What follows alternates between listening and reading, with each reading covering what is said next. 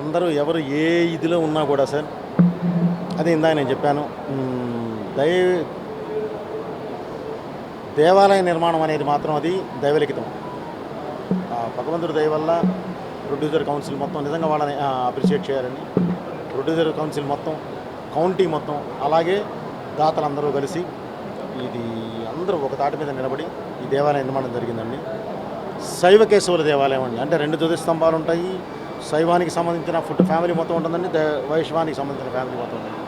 ఎవరు ఎక్కడికి వెళ్లకుండా ఎవరికి ఏది కావాలన్నా సరే వచ్చి దేవాలయంలో చేసుకునేలాగా అన్నీ చేస్తారండి. హోమశాలలు ఏది కావాలంటే అది మొత్తం అన్నీ అందుబాటులో ఉండేలా చేస్తారండి. చాలా హ్యాపీ సార్. మనకి ఫిల్మ్ దైవసన్నిధానం అనేది సినిమా వాళ్ళకుంటూ వచ్చింది. దాన్ని మించి ఇప్పుడు ఇది కట్టడం ఎట్లా సార్? ఇక్కడ దేన్ని మించి కాదు సార్, ఏదైనా దైవాన్ని మించి, ఇంక దాని తర్వాత ఏదైనా సరే సార్. అక్కడ ప్రత్యేకత అక్కడదేనండి. ఫిల్మ్ నగర్ ప్రత్యేకత ఫిల్మ్ నగర్దేనండి. ఈ మూవీ టవర్స్, ఈ శివసేన ఇదేనండి. సో దేని ప్రత్యేకత దానిదేనండి. ఎక్కడికి వెళ్ళినా సరే ముందు మనసు ప్రశాంతంగా ఉండాలండి, బ్రెయిన్ చక్కగా ప్రజెంట్గా ఉండాలండి, పాజిటివ్ వైబ్స్ ఉండాలండి. అవన్నీ ఇక్కడ ఉన్నాయి. అది చాలా హ్యాపీ.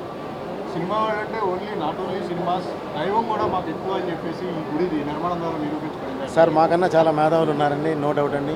ఈరోజు మాకు యోగ్యత ఉంది అని అంటే, ఈ యోగం వచ్చింది అంటే దేవుడు ఆశీస్సులే, పెద్దల ఆశీర్వాదం, మీలాంటి శ్రేయభిలాషులు. సో కంపల్సరీ దేవుడి ఆశీర్వాదాలని ఇది ఎంతో జరగదండి. మాకు ఇది కంపల్సరీ ఉంటుంది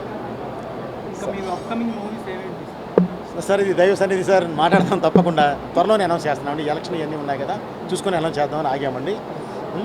దైవభక్తి అంటే మీ ఫస్ట్ నుంచి ఎక్కువ సార్. ఆ కాన్సెప్ట్ సినిమాలు కూడా తీశారు.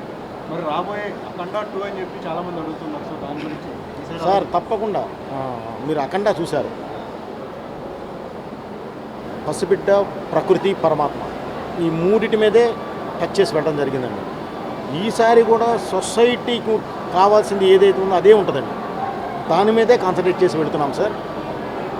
చాలా మంచి దీంతో పెడతామండి. దైవత్వం అంటారా, తప్పకుండా మన ప్రతి భారతీయుడు నరనరాల్లో ఇంకిపోయి ఉందండి అది. సో దాన్ని ప్రత్యేకంగా నేను చెప్పనవసరంలా, మనం చెప్తే చాలు వాళ్ళు బాగా ఆస్వాదిస్తారు.